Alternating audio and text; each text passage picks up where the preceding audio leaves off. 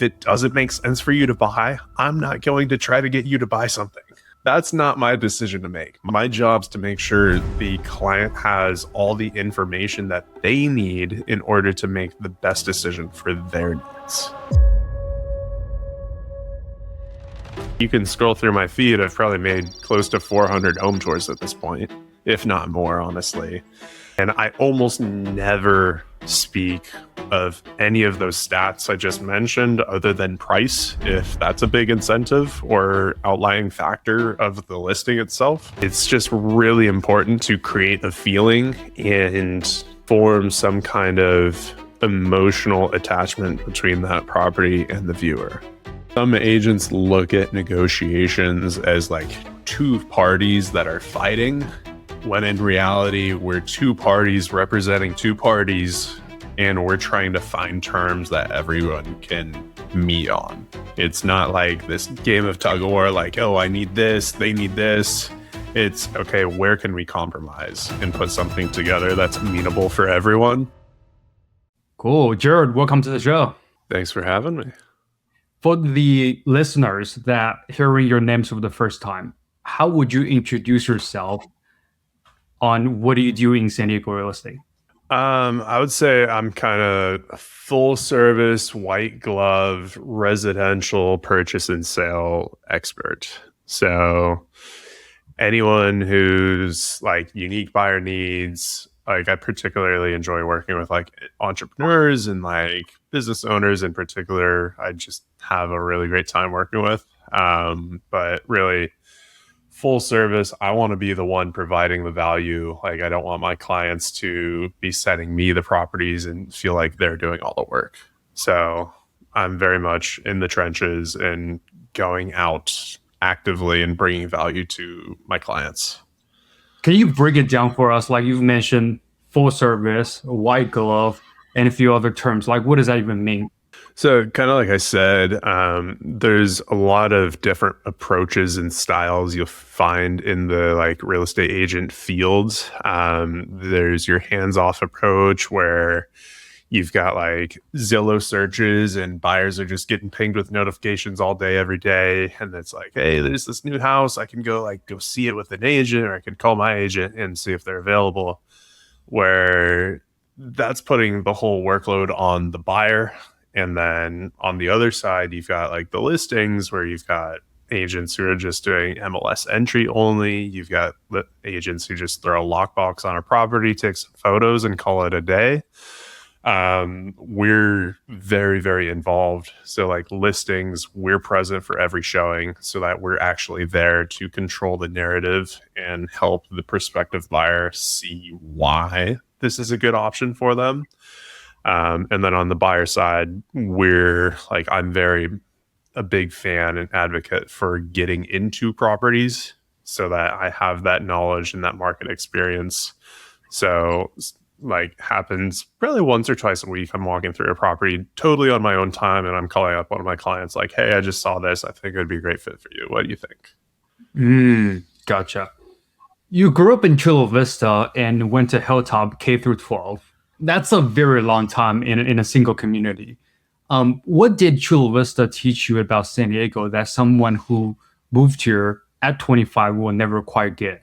Yeah, so growing up in Chula Vista is kind of funny. You know, like you've got North County San Diego, you've got Central San Diego, which is like North Park adjacent to downtown, and then you've got like South County, right? Mm-hmm. And like growing up in Chula Vista, each of those partitions, they don't really intermix very frequently. It's really interesting kind of looking back and being out of Chula Vista now. But growing up, everything's kind of there, you know? You don't really stray much more than like a 20-minute radius, 20-minute drive from where you live typically. And it's funny, I've had friends over the years in different parts of the state, like Fresno or Sacramento, and they're like, oh yeah, if it's in 45, an hour maybe, let's go do it. And then here in San Diego, we're very privileged. If it's more than 20 minutes, we typically don't go for it. Mm-hmm. But Chula Vista is a great neighborhood, super family oriented. I'm stoked to have grown up there. Lots of friends and family still down there. And it's just a little more diverse. I got more exposure to different kind of cultures and lifestyles that I wouldn't have growing up in other parts of the county. You left UC Davis to start studying chemical engineering. What kind of pulled you towards that chemistry or engineering in the first place? Yeah. So in high school, I was like one of the top kind of students in my class, not to toot my own horn or anything, but I was very much in the AB classes. I was doing like all kinds of sciences. I was deep into biology, and then I took chemistry, and I was just in love with it, super interesting stuff. And my dad's in the biotech pharma space. So I've always kind of grown up in science adjacent environments. So it kind of just made sense and felt natural to look at that as the next step. And then, of course, when you're like doing research into majors and whatnot, chemical engineering is either at or at the close to the top of the list when it comes to graduating salaries and whatnot.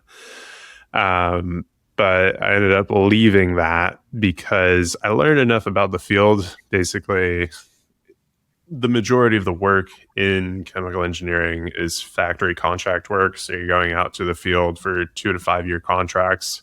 And they basically say, like, hey, you're the engineer, you're the expert. Here's our product chain, our production kind of procedure. We want you to optimize the inputs and the outputs, more or less. And I really just wanted a career where I could be more rooted and feel like I'm actually building something. Mm. Somewhere in those years, you realized the engineering really wasn't your future. Can you like walk us through that? Like, what was that moment, and where like is it a slow burn? Really I, made you change? yeah, I don't think it was anti engineering to be specific. I think it was just anti chemical engineering Mm. specifically, just because of what I just described. But I ended up dropping out and moving home and then kind of just trying to figure things out. I played around with photography. I went back to school for a little bit, but I ended up kind of following through because I was just doing some research. I got into the tennis community, and that was kind of my gateway drug into real estate. Um, I started coaching tennis professionally. I did that for like 5 years. And there was some overlap between that and real estate. But I had a client while I was teaching tennis who was one of the top property managers here in San Diego. And he just encouraged me, go get your real estate license and see where it takes you. Mhm. So I listened to him, and here we are. Amazing. Before real estate too, though, you also spend time working at a science museum doing live experiments and demos for guests. How does someone go from blowing things up on stage for the kids to like writing offers of multi-million dollar houses? I think doing those jobs between being at the science center and being on the courts teaching tennis, you learn a lot about engaging with people and communication skills. And like now being in real estate, I've built my business primarily through social media. And like there's an entertainment factor there. Like there's no way around that. You have to make people enjoy what you're putting out there. Hmm. And those jobs definitely taught me a lot about communication skills, and then also like the science center not so much, but being I was more or less self-employed teaching tennis, so kind of owning and commanding my own schedule and activities to produce income and make sure I'm putting my time into the right places. A lot of agents sell themselves as like consultants, right? You actually came from like you say teaching background. Like how does coaching show up in a way like you walk, let's say, a buyer or a seller through a deal? Yeah, I think like on the court my superpower was kind of just having metaphors to help people understand things better. Like there's a lot of contracts in real estate, and you get a DocuSign, you're almost never going to actually read it. Like, that's just the reality of things. Most people don't go through line by line, paragraph by paragraph, and that's just how it is. So it's kind of my job to translate that legal jargon into, here's what you're agreeing to, here's what's being proposed, here's what is on this paper, and breaking it down in terms that people can really understand. Can you give us an example on top of the head? Oh gosh. So let's just go with like buyer credits. This is one I was explaining to one of my clients the other day. She didn't understand how like sellers can basically give money to the prospective buyer when they're under contract to kind of get them across the finish line, Mhm. which really makes a big difference in today's economy where debts are at all-time highs and savings are at all-time lows. People like buyers out there just don't have the capital. So if we can lighten the load for them on the closing costs, basically cash out of pocket aspect, it can make a huge difference in actually getting the deal to close. And so I'm working with this seller in particular, and we're just trying to figure out, okay, we're not getting the activity we want on this property yet. What can we do to get more people in the door? And I proposed the idea of offering a credit, and she was like, so I have to come out of pocket right now by like 10K. I'm like, no, no, no, no, no, no. Right.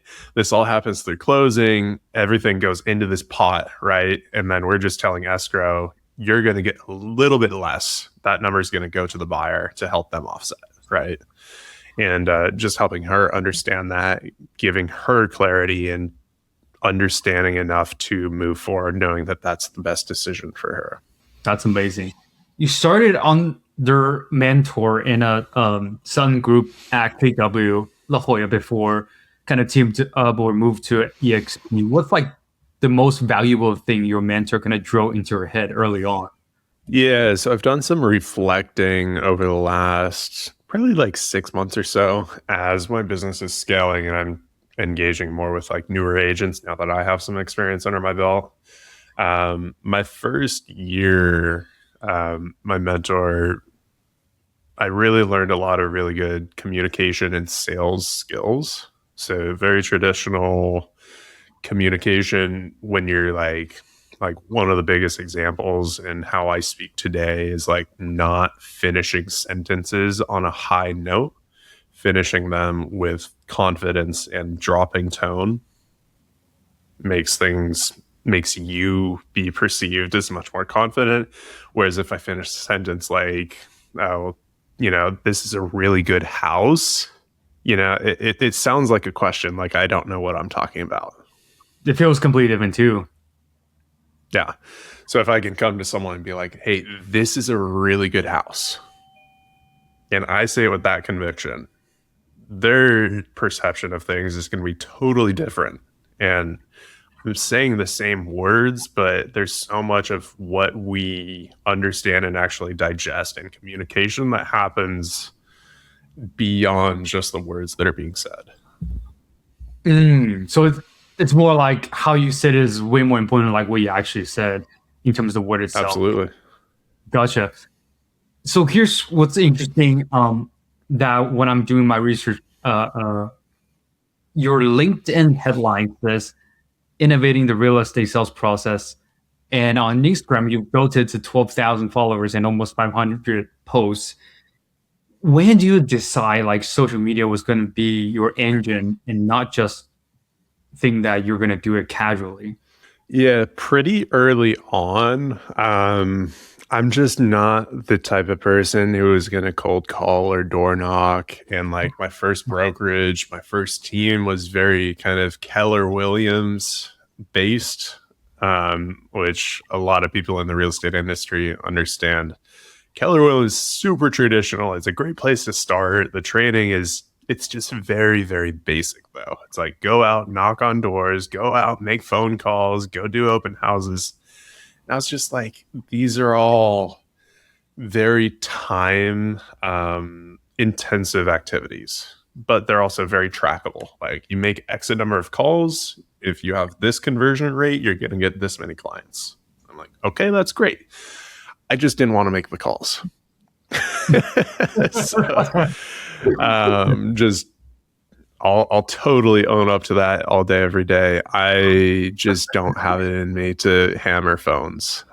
So I was like, what else can I do that's going to be a high leverage activity that's going to ultimately build a brand and fuel my business? And social media is kind of the clear answer, but it takes way longer to get going with it. What do you think kind of the difference between what you're doing or the other versus the other agents, right? I mean, I'm sure everybody nowadays sees a lot of listings of like, hey, these are for sale or whatever, and that's about it. But what I'm seeing that you're doing is completely different from that. If I would have asked you like what separates the content that's actually moves a home from the content itself that just being cluttering the feed versus the content that actually brings value to a potential, let's say, a buyer or a seller, what would be your answer? I think a lot of people, when they're in real estate, when they're making content, especially when it's about a property, whether it's a home tour or you're just talking about something, they fall into the trap of just reading off like the MLS stats. Like, hey, we have this 3-bed, 2-bath. It's a 92104. It costs X amount and it's this many square feet. You got this many parking spaces. And it's just boring. Like, and like, this is what I realized. Anyone who is actually interested in the property is going to ask you for that information. So you don't need to share that. So Mm. instead, I focused on creating a feeling and an experience for viewers. So you can scroll through my feed. I've probably made close to 400 home tours at this point, if not more, honestly. Um, and I almost never speak of any of those stats I just mentioned, other than price, if that's a big incentive or outlying factor of the listing itself.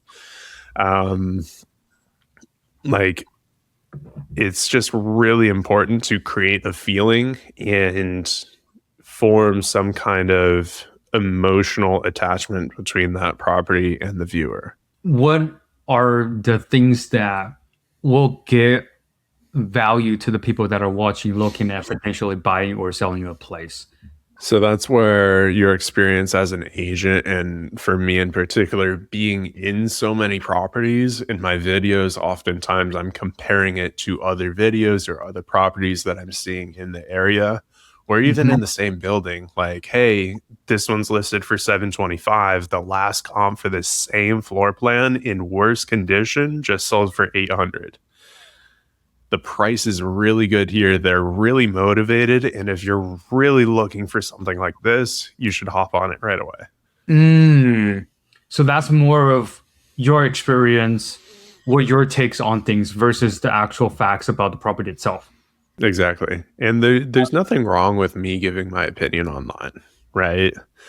Word. I'm not, when I'm giving opinions, I'm not stating things as fact. I'm not saying like, oh, yeah, you can totally do this. It's more, it's, if there's ever anything that's kind of up in the air, it's always prefaced. Like, in my opinion, I think you can do this, but you need to do some digging. Gotcha.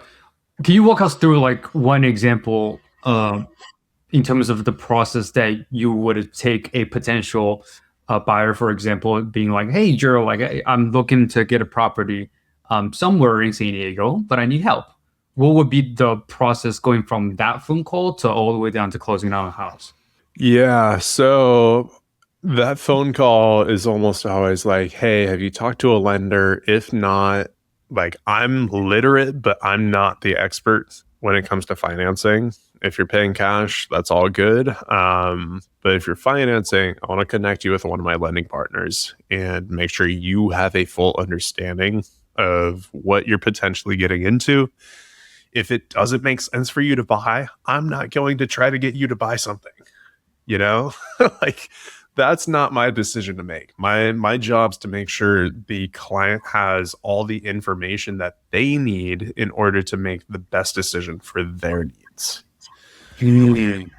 And so it's usually lender handoff to some degree, and then we'll meet in my office in person.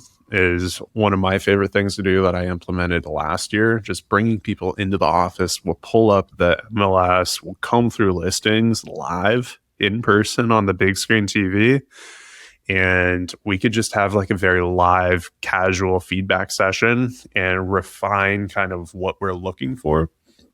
So let's say they're looking for like at least 3 beds in the metro area. We'll set up that filter, and like, let's say that pulls 30 properties.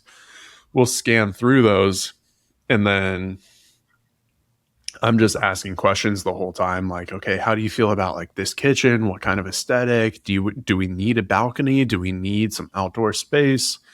And that really helps me understand so that I can then, going into the future, provide them a more curated and personalized set of properties so that nobody's wasting their time. Gotcha. So you mentioned first step is landing financial situation. Second step, going to the office, understanding where they're at, things, what Mm-hmm. they're for. What's next? Yeah. And then obviously getting out and seeing properties in person, then we're kind of back on that chain, but those first couple steps are the differentiators. And that meeting in person in the office, like I said, is something I implemented last year that I've seen a lot of success with.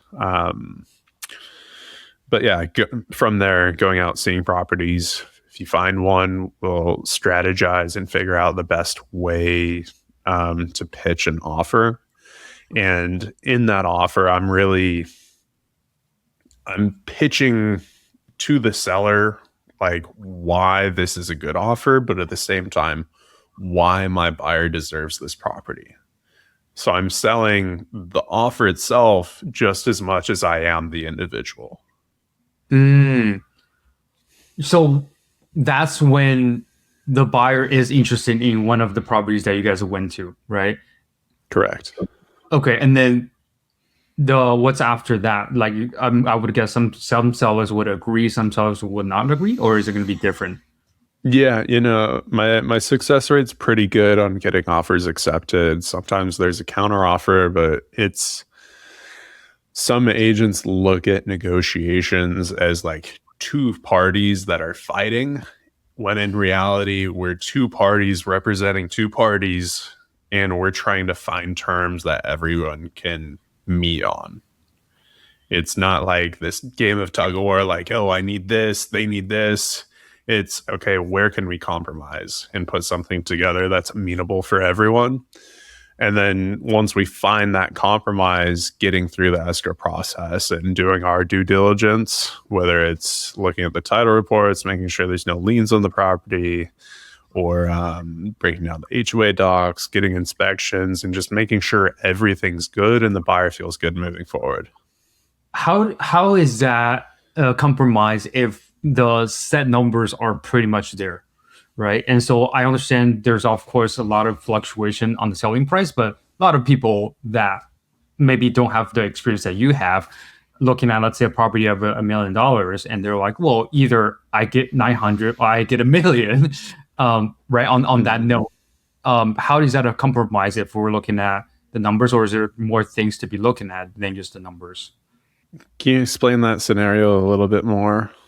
Yeah. So when you're looking at the offer letters that the potential buyer is presenting to the sellers, right? You said it's more of a compromise of win-win situation rather than a negotiation of, hey, I want X, but I want X plus one or X plus two, right? And Mm-hmm. so for a lot of people that might not have the experience, at least for me speaking, say the property is $1 million. If my offer letter is 900, then the seller is going to be like, well, I want 1 million or I want 1.1, right? And so the buyer's like, well, I cannot do that. And that's trying to negotiating on the price itself, and they're going battle and argue against each other, right? But you've said it's not like that. You think it's more of a working together of a win-win situation. And so my question is like, is it because you can compromise on pricing, or is there more things to be looking at when you're buying a place that you So, yourself? yeah. Yeah. So, price for sellers is one of the biggest Motivators, of course. They're looking to walk away with a net dollar, but there's some other kind of factors and levers we can pull on when we're representing buyers to increase our chances. So, like, one of my favorite things to do is kind of, and it really depends on like the context of each property can fluctuate quite a bit, right? If they're priced reasonably, like I might tell my buyers kick rocks, like writing an offer at 900 for a property that should be at 1 million doesn't make sense. But if it's been on the market for 3 months, it maybe we just ask. We don't know until we ask, right? So it's really context based, but one of my favorite strategies is kind of just front loading. So be like, hey, we looked at the property and it seems really good, but we walked by, the roof seems old, and we noticed some kind of shifting underfoot, so maybe there might be some foundation issues. And we're prepared to pay our agent's commission, so we're not going to ask you to pay that. So those things considered, we think a $900,000 offer might actually make sense for you guys. Like we understand the situation, and we're not going to go in with the intention of nickel and diming you guys with the inspection from here. Mm. So in that situation, we're basically asking the seller, like, hey, adjust your expectations as far as price, but expect a smoother escrow throughout the rest of the process. Gotcha. So because the property has been on there for so long, and they're Mm-hmm. trying to get an exit. Gotcha. So it's more of different things to do in a different scenario for to make sense for the buyers and seller situation rather than the numbers by itself. Exactly. Yeah. Each property is very context based. So it's hard to just give a clearer answer. But that's just one example. What's the complicated or the longest going back and forth that you've had in your past? Honestly, it hasn't gone past more than a few rounds in my experience so far. What would be an example of the longest rounds that you're going back and forth, and what are kind of the reasons that you guys are going back and forth on? Yeah, so I'm in an escrow right now, for example. It's new construction in PB. Super nice, super nice. But title, while we're in escrow, has been waiting on some documents from the city to get it across the finish line. And those documents, because they put it on the market so quickly after finishing construction, those documents haven't been finished yet. So we've had to kick the stone a little further down the road, waiting for this document to come in. And then they're like, hey, we can close on time if you guys, I'm representing the buyer, if you guys agree that it's okay that we close without having this document. And we're like, no, I don't think that works for us. So you guys go figure it out. And then we walk the property. There's like some small things on the property that needed to be fixed, like the AC units needed to tune up, and the like one of the bathrooms needed new caulking. So we're like, you guys take care of that too. And it's not too major. I've been fortunate. Most of my escrows have been quite smooth for the most part. There's been a few little things where agents have gotten their ego involved, and it's like, we need this number, and we're being totally reasonable. But it's really just helping everyone understand the situation, because at the end of the day, I'm not the one making the decisions. I'm just a spokesperson for my clients, right? So it's just take the emotion out of it. It's like, hey, my clients think this is reasonable. How do you feel? Can we make that work? Mm. And I think a lot of agents do very differently on that, where it's like, hey, like I think this property is worth X, I have to be at X, whether or not they're buying or Mm-hmm. selling, right? And that gets you a difficult time going back and forth from the buyer to the seller, and then they take it back to the potential buyer and the sellers and make it even more difficult from that point on as well. Do you think it is very different when you have a agent representing the buyer or the seller, either party, for them to work cohesive together on the transaction, or is it going to be like doesn't really matter in that sense as long as we have the comps and the terms correct? Like I said, I think it's really just case by case. Everything's unique. Every transaction runs into some kind of little hurdle or something that needs to be addressed at one point in time. It doesn't matter how much upfront work you do, something is Mm, inevitably going to come up. Obviously, the more stuff you've taken care of already, the better. But there's always going to be something. gotcha. You mentioned three core values: time is the essence, communication is everything, and what's the third, and why those three above everything else? Yeah, time is of the essence. Communication's obviously super important. And I guess collaboration, one of the things I noticed, at least by the top performers in real estate, is that everyone's very supportive of each other. It's not a competition mindset. And things just work better when you're working with other people. And if you're looking at it through that lens, everything can go a lot smoother. But if you're looking at it like, oh, I need to win here, or this person's competing against me, everything's just going to get harder. Mm. You said multiple clients this year secure their dream home by just being the first ones in the door, saving tens of thousands, if not more, money by just avoiding bidding wars. Like, what does Mhm. being first actually looks like in your process? So I set up, and this kind of goes back to what we were talking about earlier about the buyer doing the work or the agent doing the work, right? Okay. For all my clients, I set up automated searches, but they don't go to their inbox. They go to my inbox, and I'm checking those. I'm vetting those properties and seeing if they're a good fit for them. And as that gets updated as soon as something hits the MLS, right? And as soon as I get that, it's an easy decision. Like, hey, I think this is good. We should go see it, or this isn't worth our time. I'm not going to mention it, right? Hmm. But as soon as we see something good and we go into that property, it's like, hey, listing agent, we're very interested.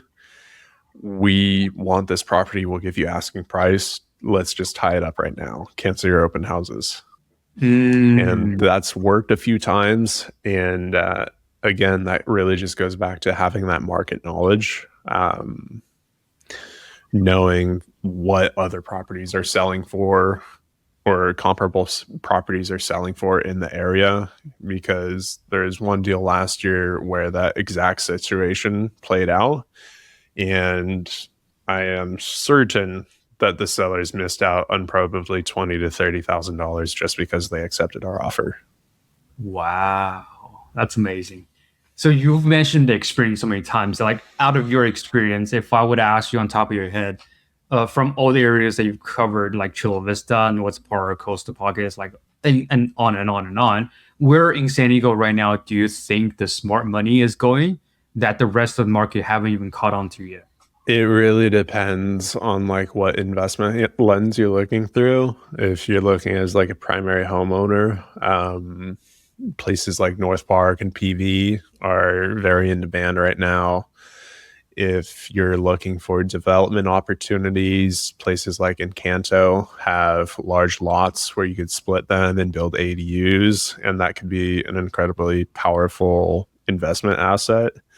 And if you're looking for just your opportunity to get in the door on ownership, there's places like Cherokee Point, which is adjacent to North Park, but technically City Heights, where it's just a little less desirable, but it's going to be like the next thing for like North Park to bleed over into. Hmm, interesting. 2+ years into your career, and you've already played a role in like hundreds of transactions and got nominated Metro Agent of the Year just by competing agents. Like, what do you think those competing agents are seeing in you that other newer agents don't have? I think people just look at me and they see someone who's doing the work and is easy to get along with more than anything else. You know, like this job is incredibly simple, but it's not easy. It's Mm. just you have to be willing to do the work consistently over time. And that's what I've done. The industry, though, out of your experience, the industry has been through a lot recently.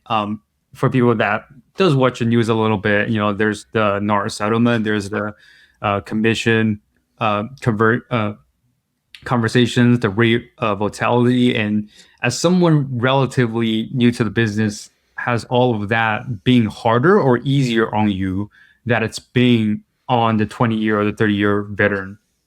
I got into the business. I had just missed like the crazy easy business window of like COVID by like Uh, 6 months. So I missed that wave, but I think it works out for the best because so my current team lead, his name is Ken Pecos. He's been in the industry like 36 years now. He does close to 100 million in production all by himself. So he's one of like the top producing solo agents in the county right now. He has said multiple times that this is the hardest market to build a real estate business in by far. And it's if you're building a business in the current conditions, it's just a testament that you're doing the right things. And when things get better, it's just going to get way easier. You've said your passion going beyond agency relationships, that you regularly consult and connect others to improve their business and personal lives. Like, what does that look like outside of a transaction?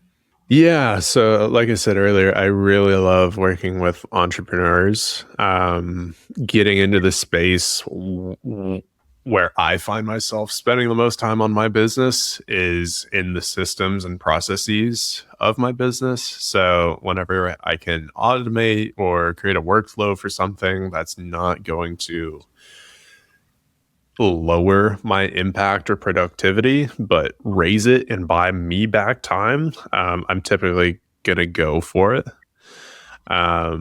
And just kind of looking through that creative lens when speaking to other people about their business is really fascinating and a lot of fun for me. And like, not everyone takes the advice because, I mean, for one, it's kind of unsolicited, but I just love talking about it.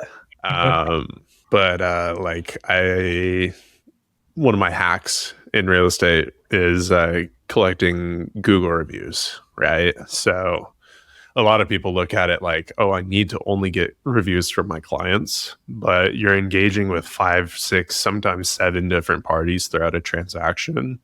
There's no reason you shouldn't be getting a review from the clients, from the other agent, from the lender, from the title, from escrow, Mhm. from the inspectors. Um, why not? Why wouldn't you? You're engaging and working with all of these people throughout the whole process. Why not ask? That's amazing. Oh, there's so many points I want to hit on. So at the very beginning, you've mentioned on processes, automation, and things like that. And so it's a big topic nowadays, AI. Mhm. What's your perspective on it? Like, how do you view things? There's news out there that transaction didn't close because one party asked AI and the AI tells them X, the other party asks AI, the AI tells them Y, and they both believe the Mhm. AI rather than their agents or market whatever, and the deal falls apart off the news. And so, what is kind of the overarch perspective for you on AI in general in buyers and sellers market? So I think one of the things that a lot of people don't understand about AI, first off, is that they're inevitably going to be kind of self-affirming of the user. So whenever I'm using AI, I'm telling it, I do not want you to agree with me. I want you to look at things through an objective lens. And a lot of people, so like in that case in particular, I think that was Ryan Serhant's story. He like AI is just inevitably self-affirming, so those clients probably didn't have their heart in the deal anyways, Interesting. right? Okay, that's a different perspective on that.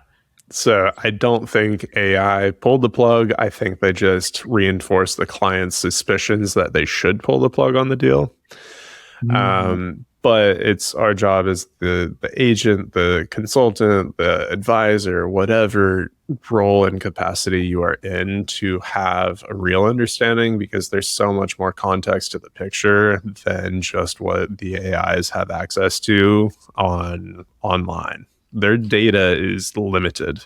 Do you think like at the same time it means that potentially sellers and buyers are trusting AI to an extent versus their own agents? Oh, for sure. And that just comes from a lot of people having a skewed understanding of the AI's knowledge and context memory. So on that, like, what do you believe the usage of AI should be? Like, say you're a buyer right now, you're looking for things, and you've come across good property addresses. What are the things that you would have used AI for, and what are the things that you would not use AI for? I think it's good. So the tough part with AIs, they like ChatGPT in particular is integrated with Zillow now. I think Redfin may have a different integration, maybe with Claude. Mhm. But those platforms only share active sales data. So it's only active listings and pending listings. It doesn't share past sales. So it's not going to be a great source for comps. That's where you need a platform. And I don't know of any consumer facing platforms to draw data from MLSs, which are going to be the most accurate source and have the most context and data to go off of. If there is a product out there that is drawing from MLS data, that could be a great resource for buyers to consult and be like, hey, is this a good property at this price? But even then, those AIs aren't going to be looking at the photos of the property. They're not going to have a walkthrough. They're not going to know the install date on the water heater. They're not going to know when the appliances were put in. They're not going to be able to assess the condition of the roof. What do you think AI is good for? A lot of those products right now are rolling out like AI searches. So, like, you speak into the voice, like, hey, pull up properties with 3 beds, 2 baths in X area. And it'll do it. And it's cool. And it looks cool. It doesn't really save you any time. It doesn't really, like, I don't think it has a great place right now. I think over time, a lot of the implementation is not so much going to be consumer facing. Like, the consumer facing aspects are going to be more administrative. Like, we're seeing more AI lender companies come around where Mm. it's just collecting applications and then scanning that info through an AI kind of underwriting process.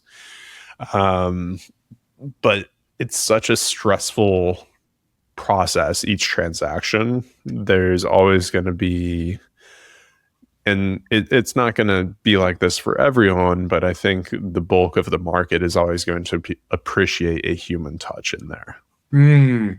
Gotcha. What about doing to the business on side? So we talked about to the consumers, right? You've mentioned automation. I would have guessed that has to do with AI as well, where parts of the business or parts of the process could be automated by Mm-hmm. AI. Is that what you meant? Yeah, so by AI or by kind of workflows. So, like, I have a ton of workflows on a platform called N8N, which I self-host. It's dirt cheap and it saves me a ton of time. Um, and it's really kind of helped me get a very, very, very loose understanding of like coding and syntax and structure on the tech side of things. And then AI kind of does have a place here and there. And I'm still figuring out kind of what the right role is for it. Real estate is just such an inherently human business. it's hard to decide what you actually want to outsource. I think AI has a role in like content creation because that's very time consuming. So like Claude is great. You can generate AI like Instagram carousels and throw those up a few times a week, and it's like, okay, I got my content done for today. Um, and then there's other platforms. I know there's one called like Fixer AI, and that reads your emails and drafts email replies and all that stuff. Um, it'll save you time. Will it save you multiple hours a week? Probably not. Will it save you maybe 5-10 minutes a day? Probably. Um, it's up to you to assess if that's worth the time or investment to learn and integrate into your business. Like, I think for me personally, what I've explored the most is using AI to make sure I'm not dropping the ball anywhere. So because I have the backbone of my business is built on social media, my Mm-hmm. database is way bigger than a lot of agents. I have close to like 10,000 contacts in my database, and it's impossible for one person to follow up with everyone. I'm Mm-hmm. not automating that follow up, but I want to make sure that I have something in place to catch behaviors or just notice things to make sure that everyone's getting the attention they deserve. Mm, that's amazing. What about image generating or video generating on the like stagings, right? Like the furnishing part where the AI can do, same thing in renovation as well. It's like, oh, I'm looking at that place, but that's not what I wanted, and you took a picture, and then all of a sudden it looks completely way different, or the way that they wanted to do with all the newer models or the other Mm-hmm. uh, softwares that's coming out. Do you think that plays a role in the process of buying and selling a house at all, or that's more of like construction talk? No, AI staging is great, super cost effective. Whether or not, like, I don't think it replaces real staging. Like, if So it's you not or the worth the sellers have the, huh? So it's not worth the hype. It is. It's just, it's kind of a cheap solution to a real problem. And like ultimately, your end buyer more likely than not is going to be walking through the property. So like Mhm. virtual staging is great for getting people to the door, but what happens within the door, within the threshold of the walls is what actually compels decisions. Ah, gotcha. That makes a lot of sense. You've part of the what they call it match point really brokered Mhm. by the EXP. For the listeners who doesn't know the difference between like teams or brokerage, can you explain like the structure and what that actually matters to the client? It really depends, like team by team. We, in particular, have a nice setup where we're all building our businesses independently, but we also have access to resources like this office I'm in right now. I've built out the studio space. I have people I can count on around me if there's ever a situation where my clients need something and I'm occupied. I can call up one of my team members and delegate that or have them fill in my shoes for that specific task, like going to showings or attending inspections or photo sessions or whatever it is. Yeah, like because EXP is like super famously for like cloud-based agent-owned models and all that. Why EXP over like a traditional brick and mortar brokerage, like you said, KW before, for someone that's building their career today? I think EXP is one of the kind of 4 or 5 kind of leader brokerages, not in agent count, not so much in volume.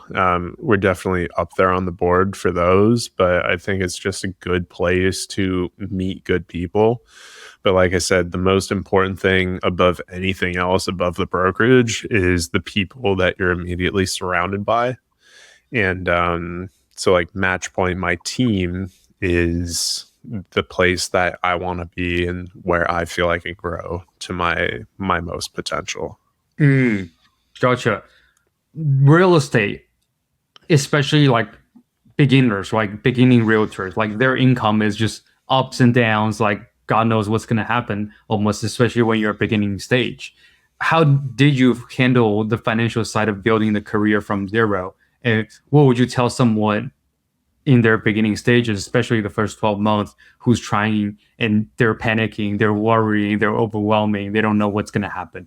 Yeah, how I handled it, credit cards. I was practically financing my life for a couple years until business picked up. And it was rough. That really sucked. That was not easy. And I was very, very stressed all the time. And eventually something clicked. And I mean, I've been living with my girlfriend for a while, and girlfriends are expensive. We all know that.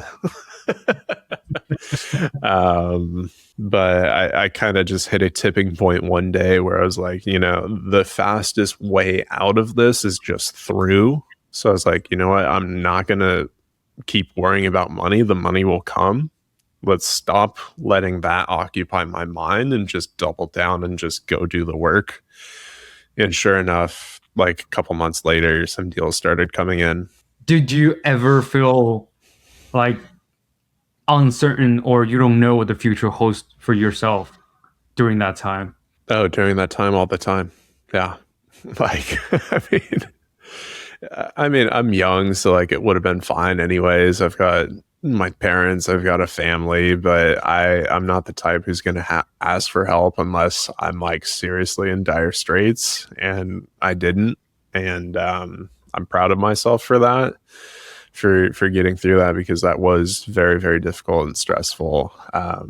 Yeah, I mean, it's a hard industry to get into because it's expensive. If you're doing listings, you're fronting costs for marketing, and you're sometimes not getting paid for it until 90, 100, 6 months down, like 90 days, 100 days, or 6 months down the road. But if you're working with buyers, it's a little more cost effective. You're just trading your time for hopefully cash down the road. Then what would you tell someone that's going through that period right now? The ones that they don't know what's gonna happen, like you said, like they're worried about all that kind of stuff. They have no idea what's gonna happen to them. They're looking at the next dollars, like it's this life-saving dollars. Like what would you say to them? I mean, just embrace the suck, you know. It's gonna suck. You just got to get through it. There's no other way around it. Like, you embrace that time, and make sure you're doing the right activities to get you closer to that goal. Is that would that be the same as if you're talking to yourself during that time as well? Yeah, I'd say so. Okay. Commissions. Those conversations are probably uncomfortable for most agents, especially like after the NAR settlement. Like buyers are asking direct questions about your fees, right? Like, how do you handle that conversation? Like, what do you actually say to them? I like, it's just very transparent. Like, hey, I signed my agreements at this amount. I asked the seller to cover that. If they're only willing to come up to this amount, this is my minimum fee. Mhm. And like I said, it's my job to get that covered. If there's a difference between what they're offering and my minimum fee, then I would ask you to cover the difference. Mhm. Gotcha.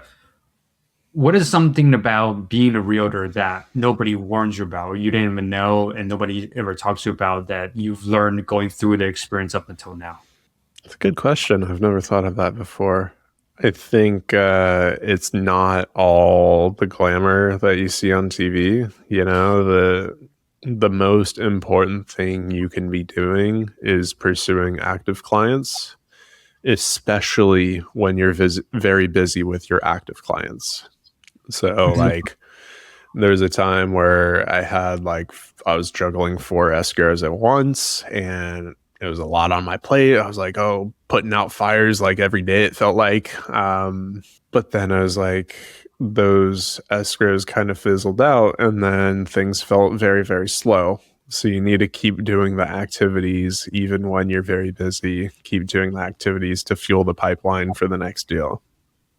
You've mentioned activities so many times, like doing the right thing, especially when times are hard. Like, what does a typical day looks like? What are those activities for you? For me, luckily, it's pretty low key at this point. Now that I've kind of built a brand for myself, it might be putting a little story on Instagram or posting a reel. I typically like batch edit my content, so I'll get like 4 to 7 videos done at once, and then I've got content ready to go for throughout the week.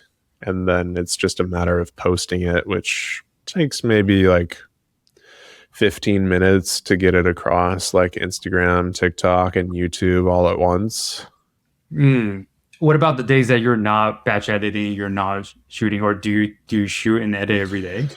Those are, I'm usually making some form of content in some capacity almost every day, or at least like thinking about it or planning it. And then other days it's just showings or working with active clients. Sometimes it's open houses. I don't do a ton of open houses though. I should do more, admittedly. We're all guilty. Honesty, though. But yeah, it's just whatever your business model is. Like, if you think of it like a stool, you should have like 3 legs. Just making sure you're working on at least one of those every day. What are the three legs? It depends on everyone's business. For me, it's social media, sphere of influence, and referrals. So social media is pretty self-explanatory. Sphere of influence are friends, family, past clients, and I'm just making sure I'm engaging with them periodically. And then referrals, just making sure I have good connections with my referral partners. So, like my lenders, my escrow officers, my inspectors, just making sure I'm showing up. And that's pretty natural as well. That's not really something you need to go out of your way too much for. That's amazing. What success looks like to you now? Like you've done the beginning stage, right? You've get through the first big humps. What's now? What does success looks like for you? Now I'm kind of just trying to scale, like business is coming. I don't find myself stressing as much, fortunately. I just signed up for jujitsu, so trying to get some more hobbies of my own back, reclaim some of my time. But yeah, really, really just having time and freedom to do what you want. That's amazing. You've said before that. I mean, like even looking at you too, and I'm virtually the same way. Of like we're all young to the industry.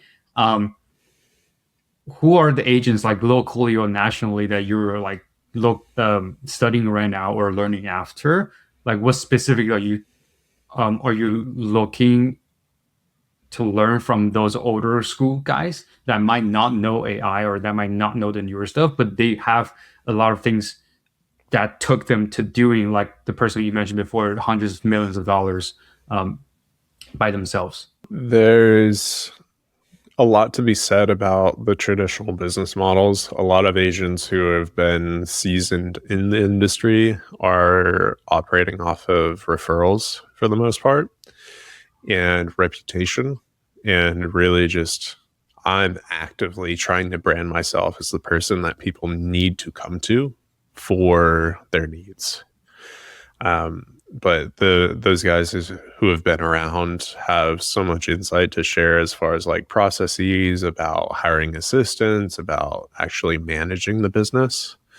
So whenever I'm meeting someone new, I'm always asking them, how's business going? Where do you get your business from? What's your biggest bottleneck?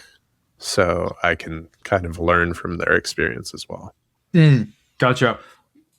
What are the things that someone doesn't know anything at all, and they're like they look up to you, be like, "Hey, Joe looks cool on social media. I want to be like him." That they might not experience that first initial timeline, like they might not even knowing a few things, but they're at the stage of like considering, should I be a realtor like Jiro? Like he's pretty cool, like working with entrepreneurs, doing all these things on social media. Like I like that. Um, what would be the words of influence from you to them that are considering to be a realtor in the first place? Do you think it's a good thing, a bad thing, or like what's your take on that? I think I would tell people don't get into the industry just because it's very, very difficult to have stability. If you want to be an entrepreneur, there's so many other avenues you can go down to build a lot of wealth and connections and provide services for people that are going to be fulfilling. If someone really wants to get into real estate, by all means, just be ready for it to be hard. So you think realtors are all entrepreneurs? Not all of them. Some of them at some brokerages, like I know Redfin, their agents are on salaries. So they're not so much, it's more just transactional, like, hey, I give you business, you work the deal, and then you're done, right? Mm-hmm. They're not so much entrepreneurs because they're not building something of their own. But the majority of agents, I would say, are entrepreneurs. Yes. In what sense? Like they are, I would guess they're finding their own clients possibly. And is there more or less the same as realtors or brokers or different like companies that are doing different structure of things? Are those all very similar in the sense you still have to find your own clients or make your create your own network of people? It really depends.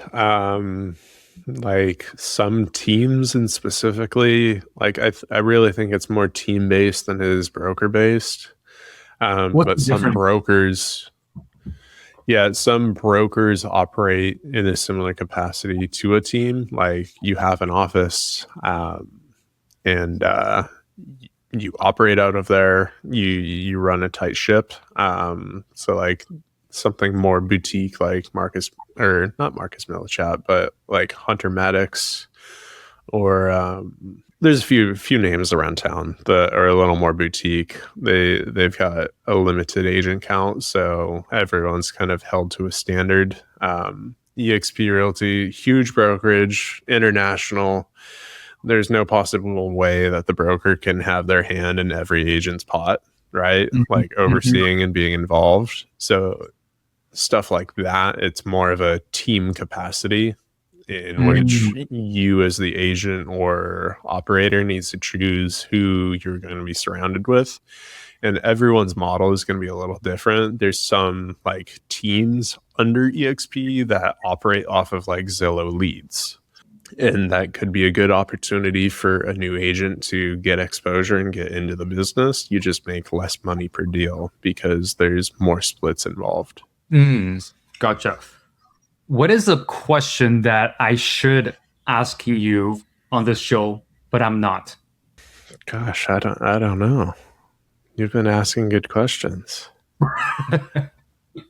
Or let me rephrase it differently. Like, what's the question that anybody should ask a real estate agent that nobody's asking? Like probably one of the best ways to qualify an agent would be to test them, maybe about, you pick a listing off of Zillow, you meet with that agent, you ask them about that listing. Okay, let's play a random one. Let's say we got the address, and um, we're looking at that together. What are the questions that you would ask as if you're the buyer or the seller that you're trying to vet an agent? What are the questions that you would ask about the listing? Well, so for context, if like let's say I'm the buyer, you're the agent, I'm probably meeting you at a property, whether it's an open house or a showing that I scheduled online through some portal or whatever it is. We're probably already at a property, or let's say we're at your office. Mhm. I'll pick a property nearby wherever we're meeting because I expect you to have some knowledge of the area, right? Okay. Um, and then just ask, or maybe even just say something like, hey, yeah, you remember like 4121 Landis Street, that one was like 4 beds, but I saw this one down the street that's like 2 beds and they're like the same price. And like kind of almost deliberately giving false information and seeing if they catch it. Because you don't just want a yes man, you want someone who's actually on top of it and knows what Mhm. they're talking about. Was there any question that you would ask on a specific listing though? Like, let's say, you're buying the property and you're coming, like your context, you're coming to my office and I'll be the agent.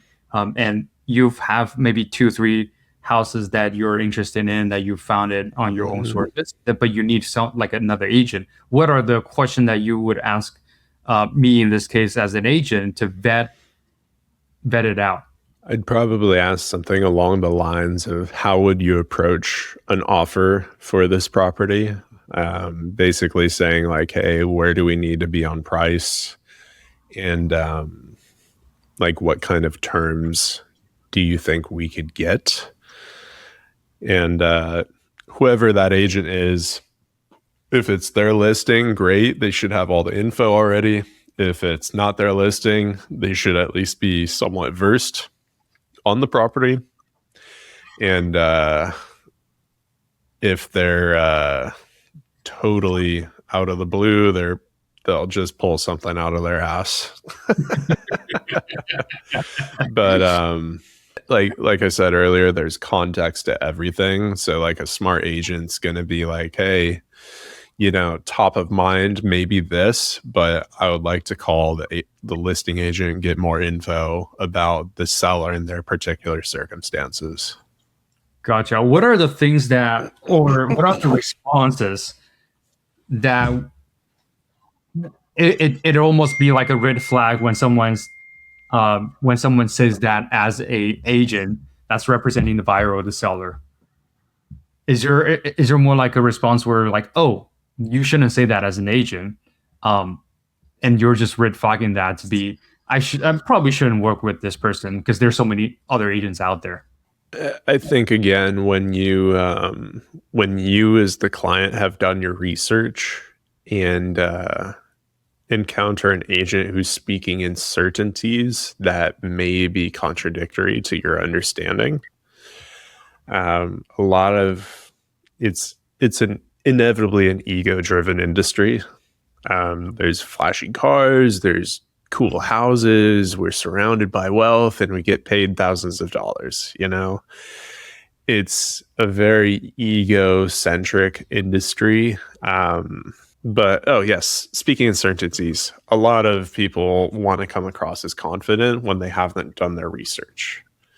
So someone who's smart might say, I actually don't know the answer to that, but I'm going to do some research. How important is this to you? Mm. Versus what? Versus like another, let's say if someone that's irresponsible, don't know what they're talking about, just trying to make the money, what are the things that they might have said compared to what you just shared? I mean, you can usually just tell when someone's being genuine and actually knows what they're talking about by the way they're speaking and what they're saying. Like when you say something like, "Oh yeah, I'm going to use my VA loan, and I can't pay these fees in the transaction, whatever it is," or yeah, all kinds of stuff. And then the agent's like, "Oh yeah. Actually, like, like I'm being a little dramatic there, but genuinely, that's how a lot of people behave, and it's usually pretty clear when someone's being ingenuine or doesn't really know what they're talking about." Gotcha. Um, cool. I want to wrap this up. Last but not least, for the ones that wanted to talk to you, want to find you, where are the places that they can go? And is there a particular place that you prefer for people to find you and talk to you? Yeah, I mean, Instagram's by far the easiest. It's